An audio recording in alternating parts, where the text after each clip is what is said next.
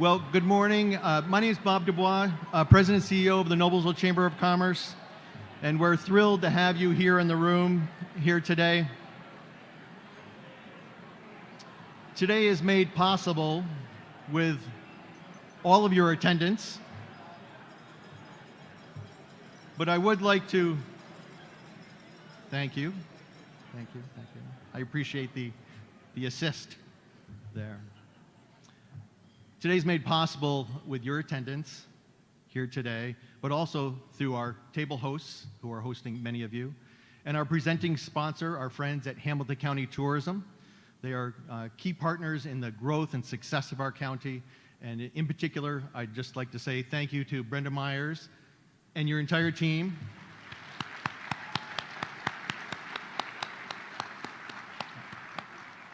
We appreciate what your organization has done for Hamilton County and what you have done for Hamilton County.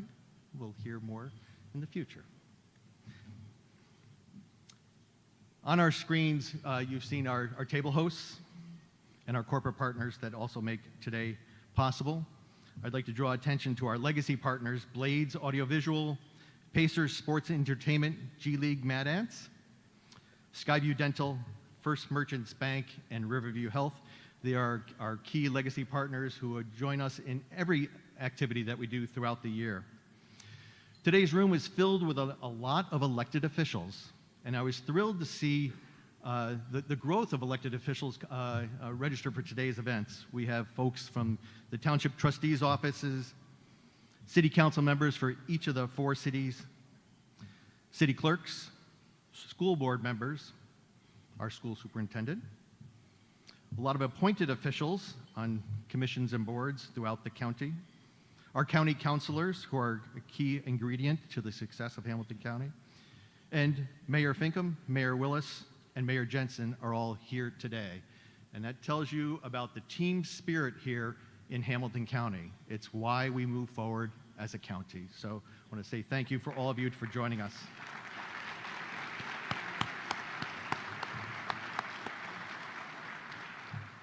You're here to hear Commissioner Dillinger give his annual State of the County address, but he does not do it alone. He does it with Commissioner Erbrandt and Commissioner Altman, and we thank you very much for your support for joining us today to share this important message, update for the county, but also just what you do every day to advance our county forward. Thank you. And I want to give a special shout out to my colleague friends from the Westfield Chamber of Commerce who are here today. The Nobles Chamber convenes, connects, collaborates, celebrates, and acts as a catalyst for growth. And for 30 years, we've brought together this group for the state of the county, and we appreciate that privilege to do so. And today is evidence of those 5 C's that I just mentioned in action. So I know you're not here to hear me, so I'm going to get off the stage so you can get to lunch, and we'll return in about 35 minutes to hear Commissioner Dillinger and his team present the state of the county. Thank you. Enjoy your lunch.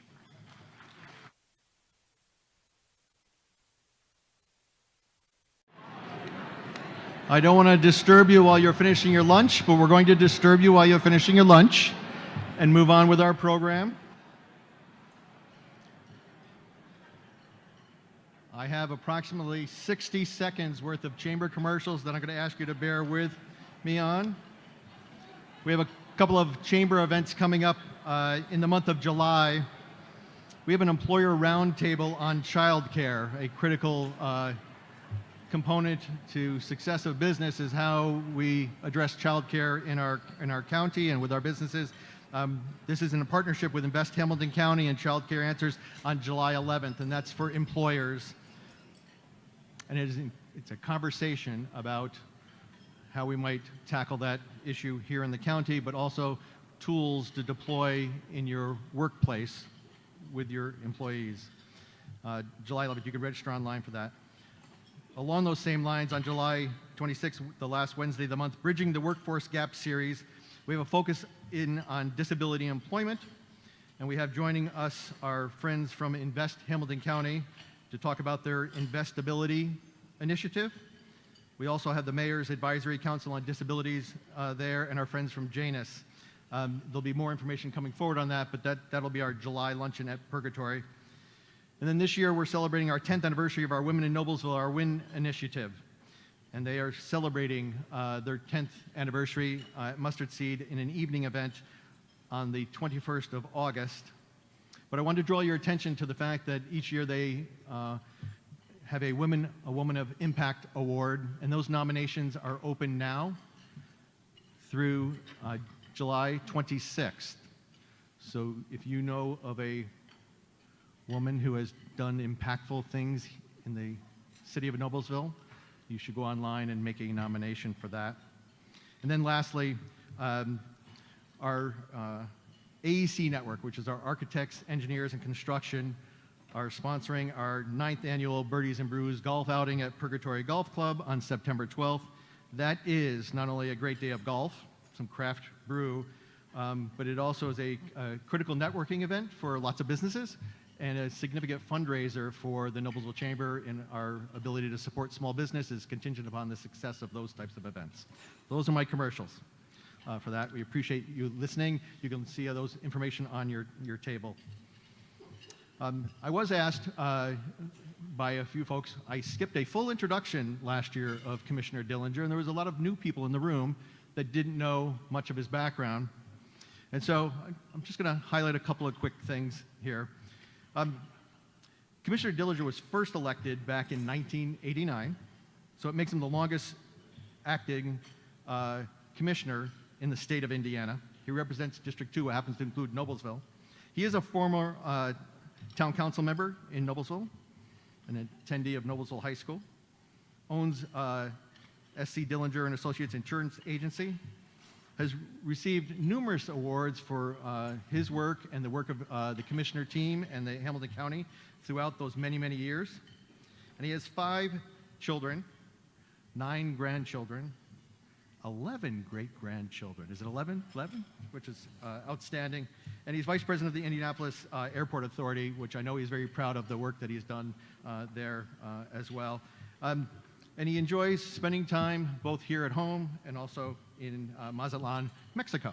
And he's brought back some interesting ideas over the years to share with us about things he's seen that work well in other communities and deploys them appropriately here. So well, that's a little bit about Commissioner Dillinger.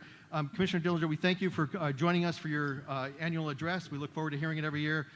Thank you. Come on up. I will let you know that we're recording today's events courtesy of Hamilton County Television. It will be available for live streaming later today. And so if you want to catch the reruns of the Commissioner, you can do so online. Commissioner Dillinger, it's all yours. Thank you, Bob.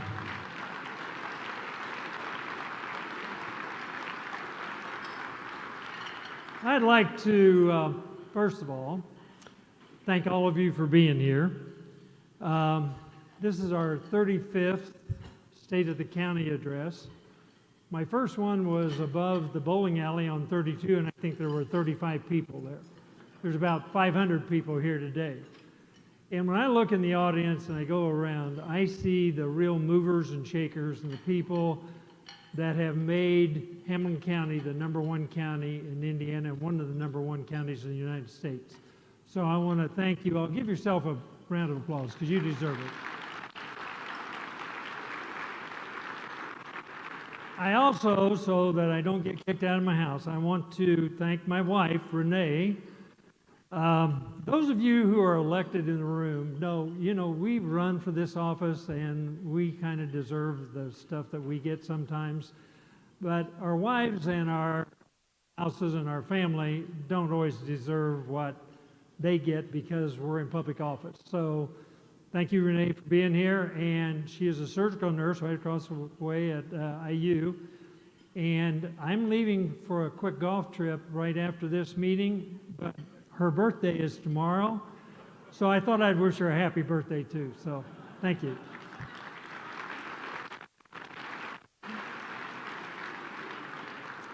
Before I get started, we lost one of our very positive county leaders a couple of weeks ago, Ruth Ann Nunemaker. Ruth Ann was the president of the Noblesville Chamber for years. She was also the editor of the Ledger newspaper for years. And I just wanted to recognize her and all the good deeds she's done for this county and her contributions, and that we miss her, and our condolences go to her family and friends. I'd also like to thank Bob Du Bois. You can't imagine what it takes to put this on, and Bob does just a terrific job year after year.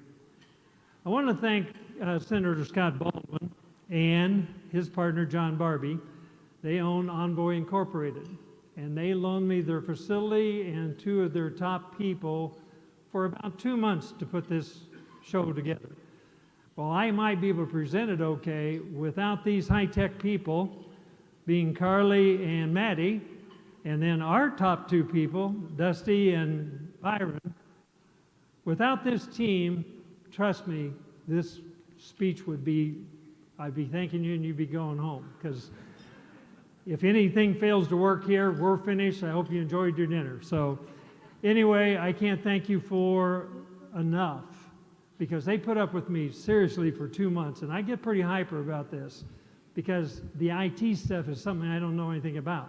So I'm sure they're all very, very happy that this day will be over. So thank you. I would like to reintroduce Connor Sullivan. Connor is our new county attorney. You know, Mike Howard semi-retired last year. He's still an attorney for Drainage Board and the County Airport Authority. But since we hired Connor, we've hired two other attorneys, David Boyer and Adam Wolford. And this is our legal team for the county now. And they're young guys. They're doing a terrific job. They're here today, so if you get a chance, you might introduce yourself. I also want to recognize Kent Ward. Kent is probably the longest serving elected official in the county. He's been the surveyor for some 50 years, and he's retiring after this year. So we owe him a round of gratitude for all of his 50 years of service to the citizens of Hamilton County.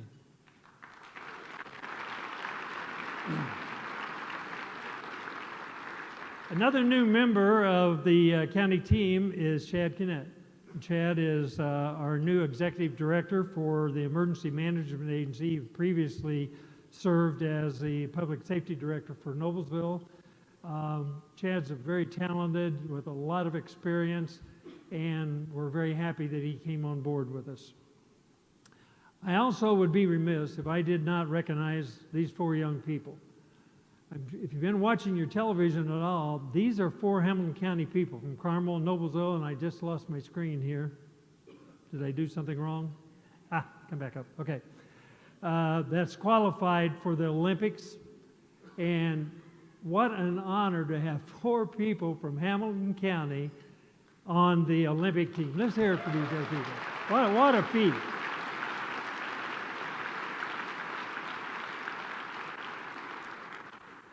Let me give you a quick round of County Government 101. I do this every year because county government is structured a little different than like city government as an example. The commissioners are the executive and legislative body of county government. In a city situation, the mayor is executive, but the council has the legislative power.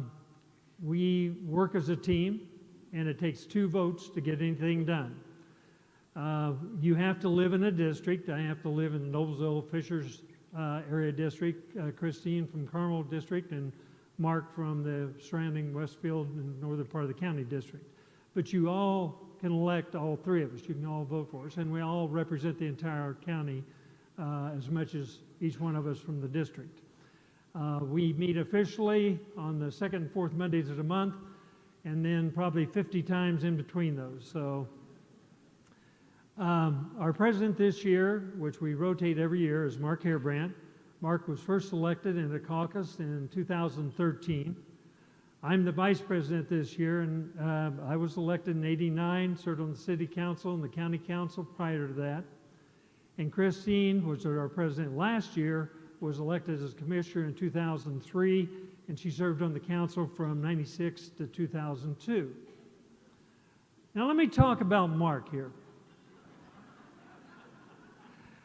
Any of you that know Mark know he's a tireless worker. I mean, he is everywhere. You've never seen a harder worker than Mark Harebrant. But during the pandemic, Mark stored up on toilet paper because, you know, it was kind of a big thing. I don't know whether things are going bad for him or not, but I saw he was selling some of this toilet paper out of his car. I don't know whether it's a side job or what, but he would appreciate if any of you are in the need for some toilet paper after this meeting, if you could see Mark, I'm sure he would be willing to help you out. This is our county council. There are 7 people on our county council. Their role are the financial branch of county government. They adopt budgets, they levy taxes, they authorize financial appropriations and fund operations. And there consists of 4 district councilmen and 3 at large. Tim Griffin, which is from the Carmel district, Amy Masalami, which is the president this year from Fishers area, Mark Hall from the Noblesville and northern part of the county area, and Ken Alexander from the Westfield area. Brad Beaver is a longtime councilman. He is at large. Sue Mackey is at large. And Steve Nation, which I'm sure most of you know Steve. Steve was a prosecutor for years. He was our judge for years. And he's getting ready, hopefully, to be in his 2nd term as a county councilman. So these are the people that watch over your dollars. Those of you who know me know I'm not very bashful about keeping my opinion to myself. And I have to, and I did last year, and I'm going to say it again. After watching the governor's race and some of the Senate races and stuff, and getting ready for the presidential race, the way people campaign sometimes crosses me wrong. I don't think you should be elected because you made someone else look bad. It's all right to attack issues, but to attack the people personally, and it seems like it's more and more all the time. I don't want you to elect me because I've made my opponent look bad. So for the folks that's running for office or getting ready to run for office, I know we can't control the presidential election, things like that, but making someone look bad doesn't make you look any better. So I'll get off my bandwagon. Last year's presentation, if you'll recall, was on the way we were. And it was our 200th birthday of Hamilton County, so we did a lot of celebrating over the years. And if you'll recall in last year's presentation, although we did have some IT glitches, we were showing different areas of how Noblesville used to be in Hamilton County, our county seat. Today's presentation is the way we're going. So I want to pick up from last year and show you where we're going today. Some of the things I've reported on in the past, but they've made progress. Some of them haven't made too many progress, but we're going to review some of them. We're going to start out with our road infrastructure. You'll recall Davis is our highway director. And I want to recognize Jim Neal. Jim was a long-time, 28-year county engineer for us. Jim retired last month. He was also an Army Reserve Lieutenant Colonel. So we lost him a couple of times where they sent him over to Afghanistan, and he served our country. So Jim will be very sadly missed. He's been just a tremendous asset to the county. Taking his place is Joel Thurman. Joe has been with the county for 28 years as well, and Joe will be our head engineer for the highway department. Those of you who got here, I've heard several times since I've been here say, I don't know how you get here from there. I understand that. I know that Little Chicago Road over Morris is closed, and 32 at Westfield's closed, and 32 at Noblesville's closed, and 146 in Noblesville is semi-closed, and soon 141st and 37 will kind of be closed, and closed, and closed, and closed, and closed. I apologize for that, and there's like 20 roads that's closed. And let me tell you a little bit. I have a lot of people say, what's wrong with you? The city and the county and the state, can you control your projects? Well, to answer your question, no, we can't control. You know, when you first discuss a bridge or a road, and everyone in this room that's been involved in this will tell you the same thing, there's numerous things that have to happen. You have to have numerous public hearings, you have cost estimates, engineering design, right-of-way acquisition, utility relocations, construction, And then maybe after 6 years, you may have a product. That's not always the case, but it's normally that case. Sometimes it takes longer. Unfortunately, we can't control when those things hit. So where Noblesville may be trying to do one thing and the county's doing something else, plus if you're getting state or federal money, they put restrictions on when you have to start or when you have to end. So we don't have any control over some of these things. Now, pardon me, state elected officials, the state doesn't have that control. They have control. If they want to put in shut off 32, they can shut them off anytime they want. We can't do that. So just a little explanation of why you're having such a hard time getting around. But I want to show you the rewards for that. And I want to tell you why these things are happening. In 1990, we had a population around 110,000, 185 in 2000, 276 in 2010, 348 in 2020. Today, we have over 377,000 people in Hamilton County. That's an unbelievable growth. That is a 242% growth between 1990 and 2024. That's probably unprecedented. To give you an example, Indiana grew by about 22% during that period of time. Hamilton County's annual growth is about 3.8% per year. Hamilton County is now the fourth largest county in the state, behind Marion County, Allen County, and Lake County. Soon, I'm sure we'll be probably number 2, I would guess. About 25% of the migration to Hamilton County is coming from Chicago and Illinois. I hope those people aren't trying to change our form of government here in Hamilton County to the Illinois or Chicago form of government, but that remains to be seen. Our road update, and let me just review State Road 37, which we've talked about for a long time. I'm sure all of you are driving on it. That's a state road. It's a partnership between the state, the county, Noblesville, and Fishers. And we'll start with State Road 37. This is an overview of the parts that are done. I will caution you all. I drove this yesterday, and it's a 45-mile zone in a lot of it. People were passing me at 70 and 80 miles an hour. I'm going to appeal to the state police, the Noblesville police, the Fishers police, and the county sheriff's department. We need to start running some radar out there because we need to slow it down for protection of these workers. We're going in, as we are heading north here, to 141st Street. And 141st Street, as you will know, was not done with the rest of this project, which I'll get into in just a minute.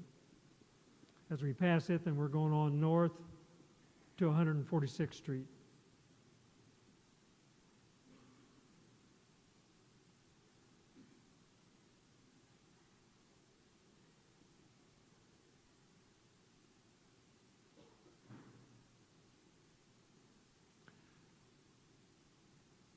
Let's talk about 141st Street. A lot of people say, well, why didn't you do that when you were doing the rest of it? Well, if you recall, that was kind of through the pandemic a little bit. And the problem is 146th Street come in over $12 million over budget. So we as a group did not feel that we should do that then. So the state had a stoplight up there, and we asked them to remove that because the stoplight was impeding the flow of traffic on 37. So they did, and we made a right in, right out. And that's what it's been until now. And if you've been down there, you'll see the barriers up because we're in the process of starting to build that project this month, actually. It should be completed by the spring of 26 at about $37 million. Traffic will be maintained on 37, much like it was on the other intersections. However, you will not be able to access 141st Street from 37 during this construction. This is what it'll look like when we finish. Let's move over to 146 Noblesville Road. I know it's been a big pain in a lot of people over the last few months, but it was very necessary. These are some of the update shots of the construction going on there. The construction started in the spring of 23 and should be finished in the summer of 25. This is a county job, by the way, at a cost of about $44 million. The northwest Allisonville was closed for a period of time. It opened up in June, so you can go north and south on Allisonville now. This is an aerial view of that. You will notice we're heading west, and you'll notice the bridge expansion that we're doing over White River on that project as well. This is what that road will look like when we finish it.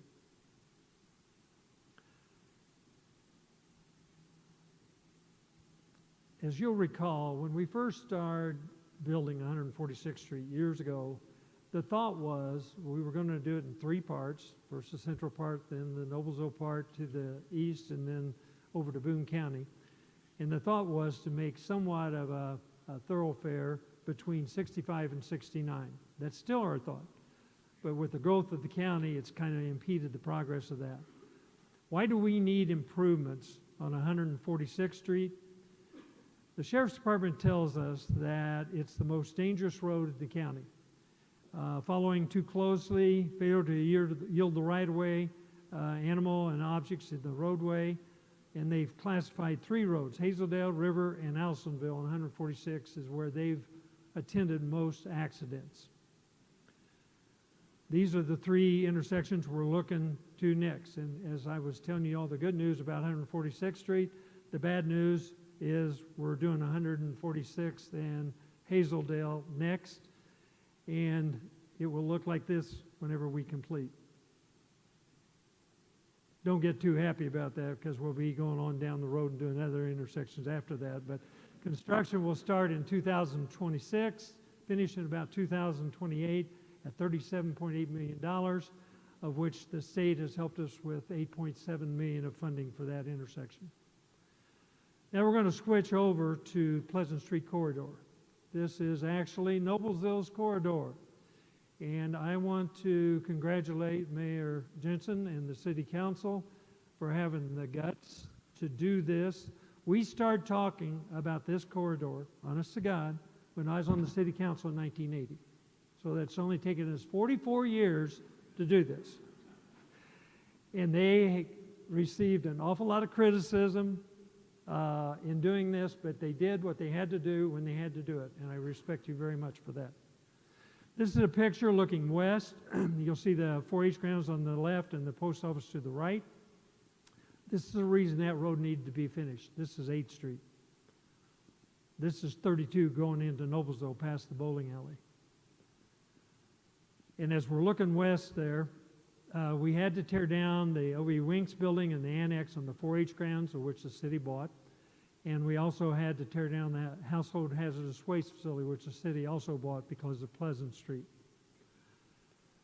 This is moving on down to 8th Street, and you realize that 8th Street has two roundabouts. Well, Noblesville couldn't go straight on Pleasant Street because of the historic preservationists on the west, so they had to move over, go in a roundabout, and move Pleasant Street over here. That's what 8th Street looked like before. That's what the roundabouts look like now. This is looking on west towards our bridge. And you will notice this. This is a river walk. And I think Noblesville has done a terrific job with this, by the way. They did some pretty fancy artwork on that river walk that I think just looks fantastic. So congratulations, guys. You did a wonderful job there. To give you a basis on where we are, that's where the roundabout is at River Road and 32. That's a roundabout at the hospital. This is where the new roundabout will go on River Road and Pleasant Street. And this is the old railroad bridge that we've replaced with the new bridge that's going over White River to accommodate Pleasant Street. We broke ground or cut ribbons in 2022, November. And this is pretty much what it looks like today.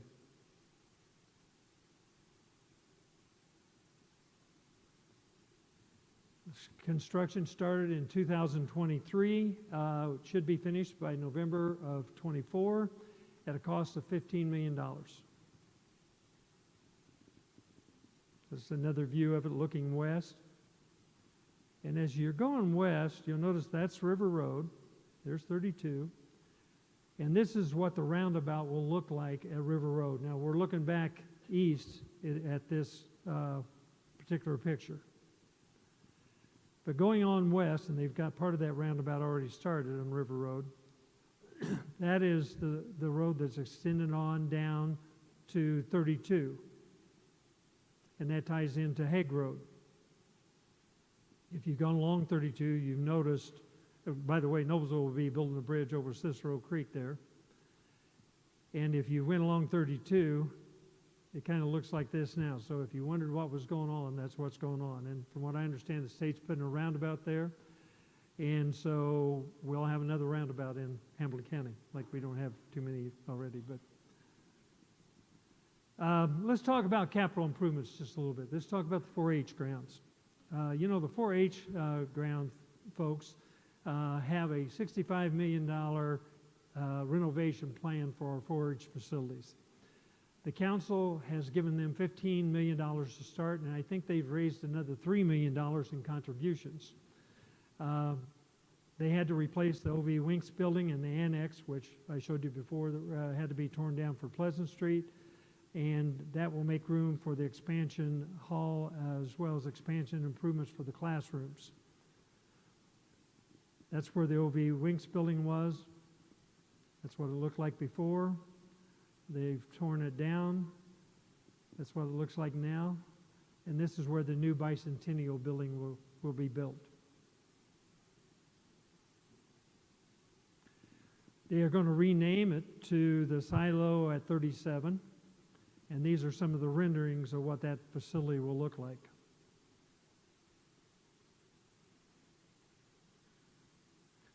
And this is the 4-H grounds once it's built out, which will be a few years. But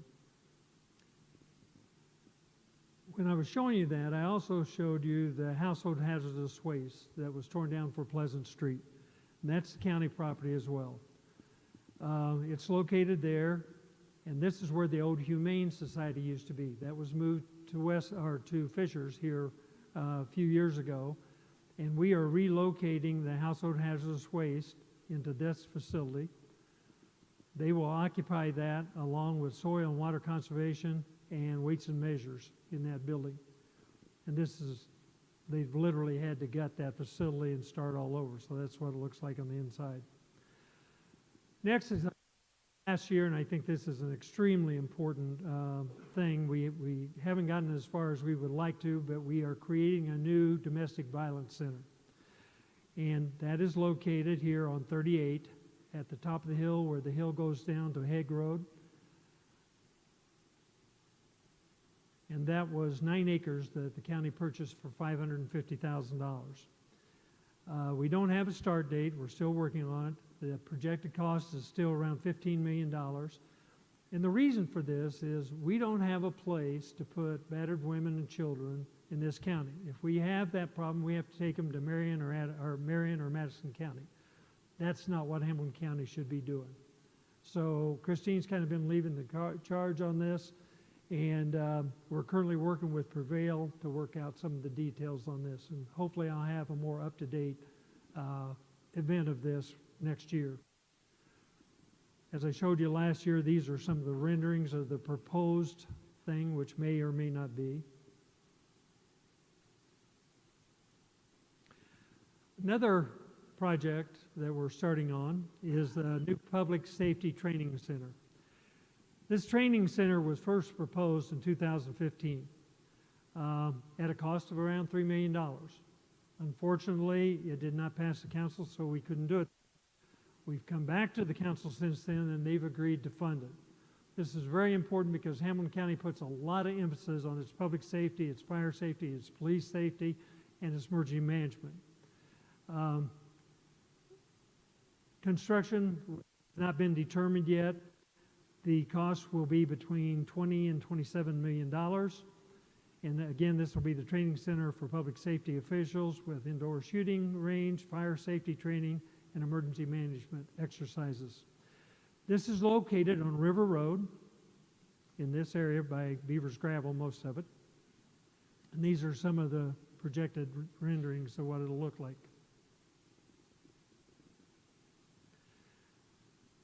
We also have a new director of our 911. He's not new, he's been there a couple of years now, but Mike Hubbs, I want to reintroduce him. And we are building a new 911 facility. And this is one of the reasons. Our dispatchers are sitting basically on top of each other when you have the growth that we have had. I also want to recognize Stephanie Pickett. Stephanie was one of our dispatchers, one of our beloved dispatchers that unfortunately was killed in a motorcycle accident 2 weeks ago, and she will be sorely missed. My condolences go out to her family and friends. We're building this facility across from the Sheriff's Department, across from 37 in this location. And it's a very heavily structured building. It's the reason that it costs so much. It's about $85 million, actually. But most of it will be paid by lit funds, which are funds that has to be specifically used for public safety. And like I say, it has to be built very strong because it has to withstand tornadoes and other things that might happen, because if our dispatch goes down, we're in trouble.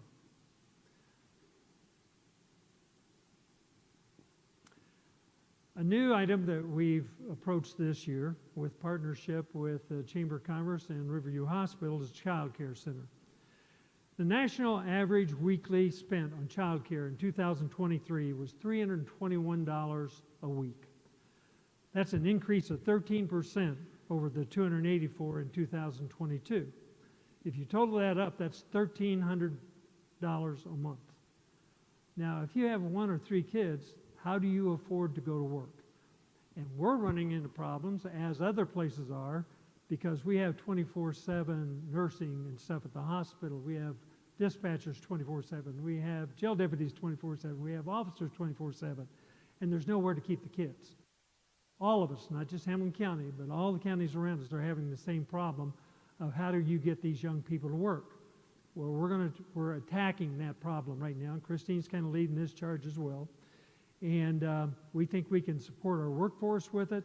We think we can attract new young talent to Hamilton County and help address the shift works excuse me, that goes on in Hamilton County with the different jobs I just mentioned. We are looking at the old Coroner and Parks Department facility on Lakeview Drive right now. As that facility, we'll move them out. The state, we did receive a grant, again, with the cooperation of the Chamber of Commerce and Riverview Hospital and the county. We received a $750,000 grant from the state. And with the partnership of these three, we think that we can build a pretty nice facility. I'll have more updates on that next year, by the way, too. A few years ago, I talked to you about the expansion of the government center. Well, you can imagine with the growth we've had, we don't have any choice but to do it now. We stopped it for a while because during the pandemic, the bids come in just way over cost from what was projected. But we're back ready to do it now. We're told that with the court expansion and all the expansion in our population, we have to do something. It will look similar to this.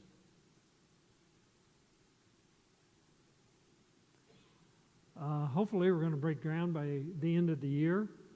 It'll have a cost, which the council's approved, of $65 million. They tell us that we're going to need at least 8 new courts over the period of years. You can understand that. You don't want to file a claim with the court and have to wait 5 years to get into court. So that's the reason we need to do this. One of the things I've talked about many times in the past is a recognition memorial for our firemen. Well, I'm happy to say that will go right here, and if you've been by there, it's pretty well done now. This shows where it's located. We broke ground in June of 23. This is what it looks like. And these are memorials to firefighters that lost their lives in Hamilton County. I have a little story on this last one, Raymond Mulder. In 1967, I was standing across the street from where the courthouse is, across Connor. I was just a young man, and Gokey's Dodge faced Connor Street, and White Oldsonville faced Logan Street. There was a major fire there. It was on a Friday. Fishers came to help Noblesville out, and Mr. Moeller was in between those two buildings, and as I understand it, one of the walls fell on him and killed him. I was across the street when it happened. And ironically, this memorial is going in within 50 yards of where this man was killed. And I think that just emphasizes how much more important this monument is. We also, as part of the monument, have a steel beam from the World Trade Center. All of us know what that means, what happened on 9/11, and we were memorializing the people who lost their lives during that period of time.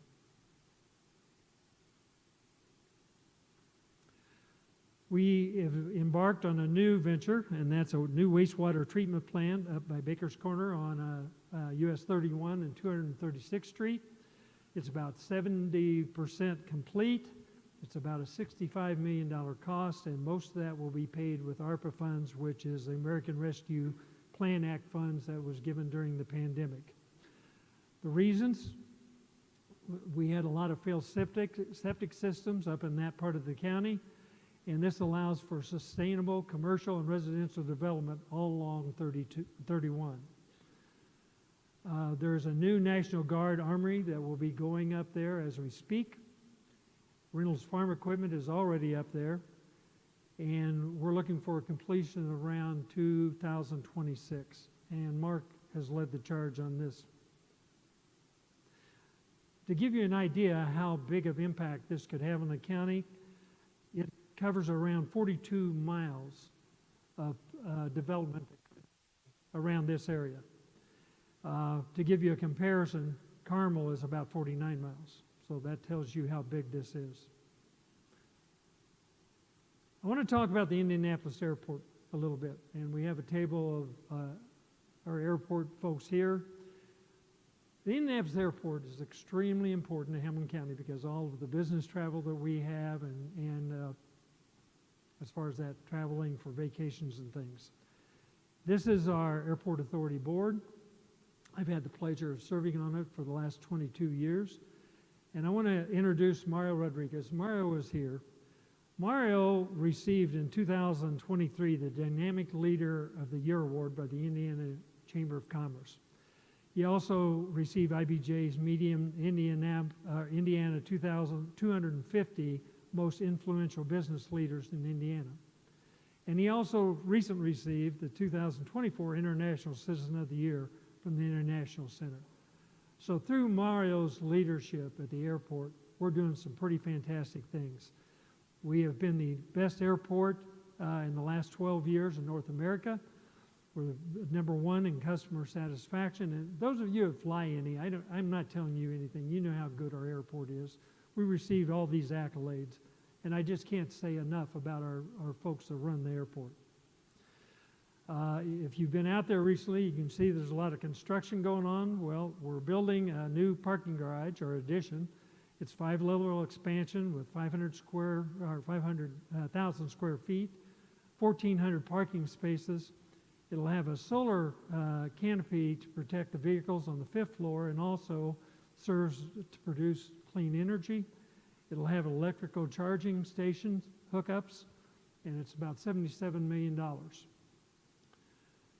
This is what it looks like now. One of my favorite things at the airport is we're getting ready to build a new hotel in front of the airport that will be ran by Westin. It'll have approximately 253 rooms in it, a full-service restaurant, a fitness center. The 7th floor will have a bar and lounge, and there's 10,000 square foot of meeting rooms in that facility. The thing I think is the most important for us is it has a pedestrian pathways from the hotel to the airport. So if you have a 6 o'clock flight in the morning, I know I've done this, I'm sure most of you have, you have to get up at 2 o'clock in the morning in order to be there at least 2 hours or 3 hours before you fly. Here you can go, you can park your car that night, you can check your luggage into the airport itself, and it'll go to your airline. The next morning you get your carry-on luggage, go through security, and you're on your way. I think that's just vitally important. This is what potentially it's going to look like, and I think it's just terribly, terribly exciting. Let's talk about Metro Airport. Metro Airport, as you all know, is in Fishers, but it's owned by the Indianapolis Airport Authority. And recently, we sold 92 acres to the Andretti Global, which is Andretti racing team. And this took it from non-taxable land as an airport to taxable land for fishers in the county. This was an inter-cooperation government between Fishers, Hamilton County, and the Airport Authority and the Andretti family. And I want to tell you, there was never a transaction that worked any smoother than what this went. There's, in 2025, there will be a transition from Zionsville, where Andretti's currently located, over to the Fishers area. They're building a facility of about 400,000 square feet. That's where it's located. And this is what it'll look like. It'll make a great addition to Hamilton County. Let's talk about tourism for a second. You might not think that's real important in Hamilton County, but this young lady who is here today is Brenda Myers. Brenda has been the director of... Stand up, Brenda.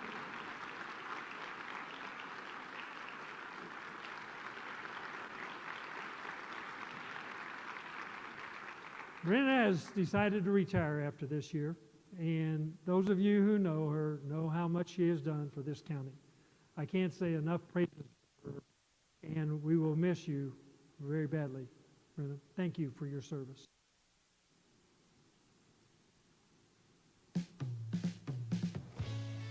Discover you in Hamilton County, Indiana.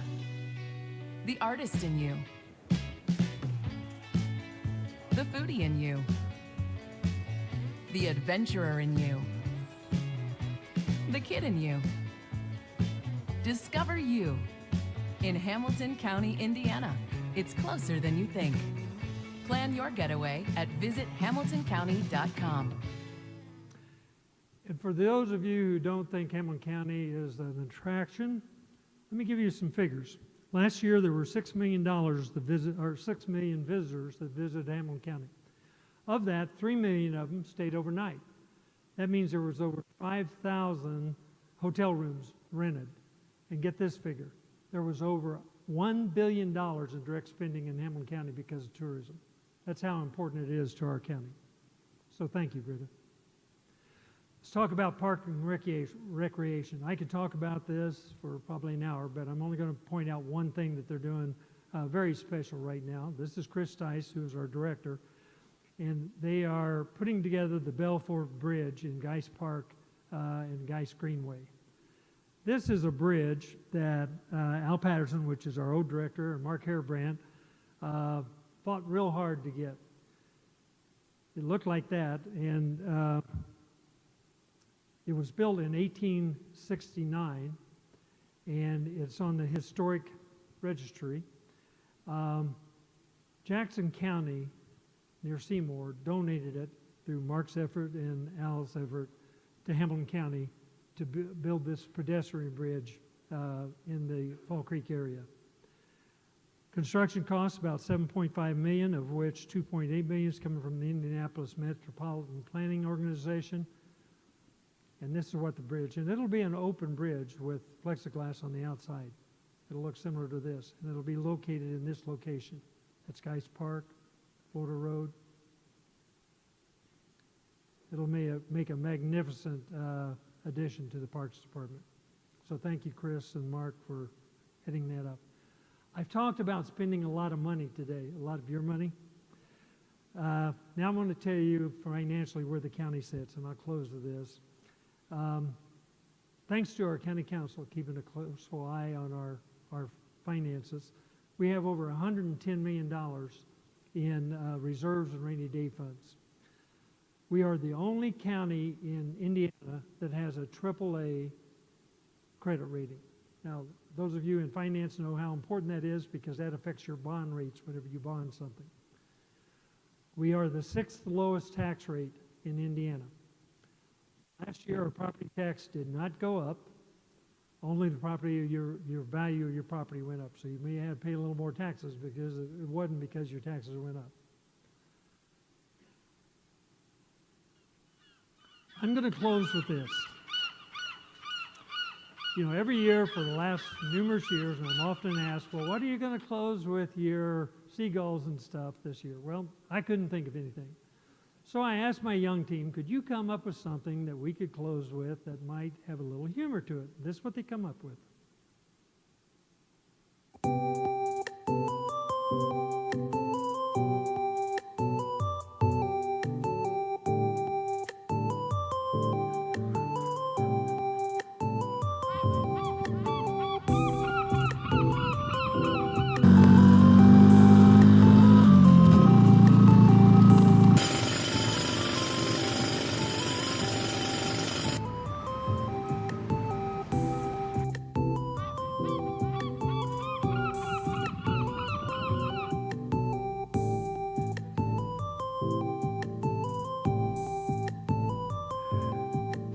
Thank you, team. I think that was very appropriate for this.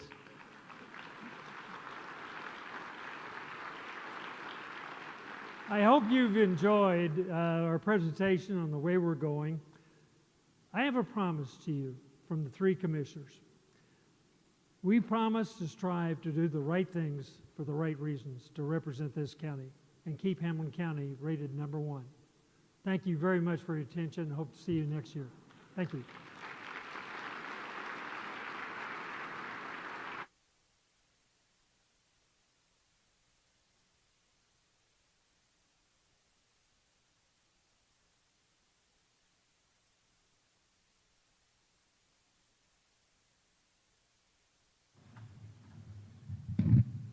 That was a great ending. Thank you so much. We knew the birds were going to be in there somewhere, right? Those of us that have seen this along the way. Thank you so much for all the good news. We are going to challenge you to share this good news that you heard today, to share information, anything that you learned that you think that your colleagues back in the office should know about. Again, you can catch the reruns if you need to get a refresher, courtesy of Hamilton County Television. But lots of great things happening in the county. We thank the county commissioners for your great leadership, the county council for their funding of all the good projects that make it all happen, as well as all of you for your support for our community. There's lots of folks that help build Hamilton County that are right here in this room, and we thank you for what you do. Enjoy the rest of your day, savor what you heard today, and share it out. Thank you.